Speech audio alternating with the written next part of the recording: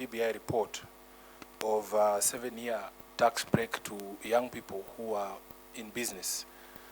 We are of the view, because we have received a lot of feedback from young people who support ODM, that not all of them are engaged in entrepreneurship. Some of them, many of them are in formal employment. Some of them are in the arts, some of them are in sports. And they say what's good for the goose is good for the gander. The feedback we are getting from our young people is that if it is possible that the same tax break that is extended to young people in entrepreneurship should be extended to even those in employment, those in the arts, and those in sports, so that in the first formative years of your life earning a salary, the government allows you space to be able to make sufficient savings to even get a house, to get a wife, to settle down before they are on your back demanding for taxes. Number two, Mr. Chairman, we also wanted to emphasize on the issue of public debt, because there has been debate on whether what is going on currently is actually acceptable. We want to make it clear that public debt in itself is not necessarily a bad thing. Where it becomes tricky is the reasons why we are borrowing, and if indeed there is the fiscal discipline to follow through with the projects for which you are borrowing. So we want to make it clear that it actually has been the experience of this country that fiscal indiscipline is what has led us to the state in which we are now, that we are stuck with debts for projects that essentially are not able to pay for themselves. So if we strengthen the debt control mechanisms in Parliament especially, that every time that government is going to borrow on a major scale for any particular purpose, the representatives of the people in the National Assembly and in the Senate are given opportunity to okay, and therefore put themselves in a position to be able to closely monitor the implementation of that project. There has also been talk that the proposals contained in your report, especially to do with the structure of the executive, are going to create two centers of power.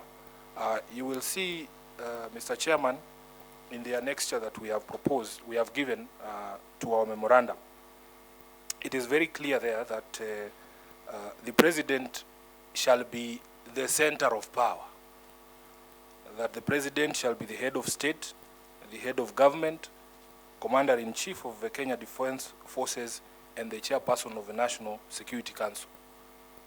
What we have proposed here is essentially akin to the model that they have in Tanzania.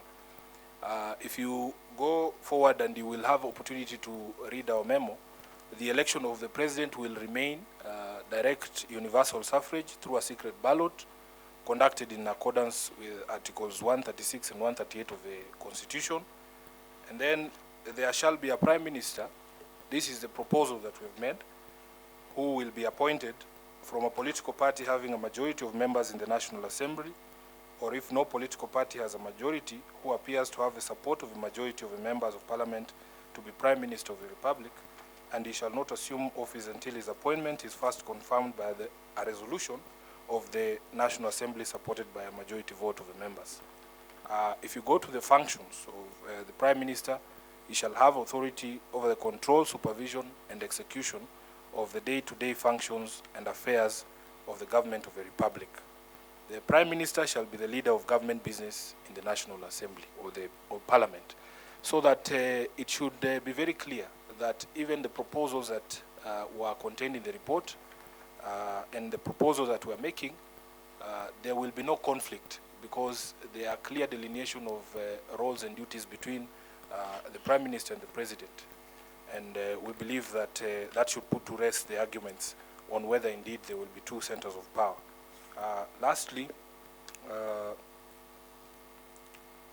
Mr. Chairman, I want to add to the sentiments of Honorable Mbadi, that even when we look at the arrangement of letters in the TJRC, the first letter is T.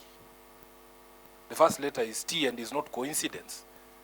that justice is built on truth and reconciliation is built on justice. So the first step has to be that Kenyans have an honest discussion about the affairs that have bedeviled them from, independence. So let nobody criticize anybody's truth. You have seen Honorable Wako jokes that the truth of a locust in Meru is not the truth of a locust in Bungoma. Because in Bungoma it's a meal, while in Meru it's a nuisance.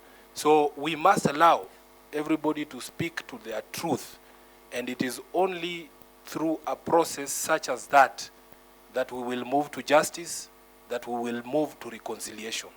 And sometimes it baffles me when we see people who are in a position to table these reports before the House. They come here and they say implement the TJRC, and yet it was his responsibility as a leader of government business in the House to table these reports. It baffles us. So if we're going to be honest, let us be honest as Kenyans and deliberate on these matters as they are. And I believe that's the only way to find a solution. Lastly, we want to encourage everyone, and to reiterate what my chair has said, ODM honestly believes that this is a consultative give and take, that we will always have an open mind. We believe politics is persuasion. We are not into threats, hostage taking, so that people understand our position. No, we will lay out our vision as we see it, and we will be ready to listen to other people's ideas as well, because this country belongs to all of us. Thank you very much, Mr. Chairman. Thank you, SJ. No, I'm actually just returning it to you. I think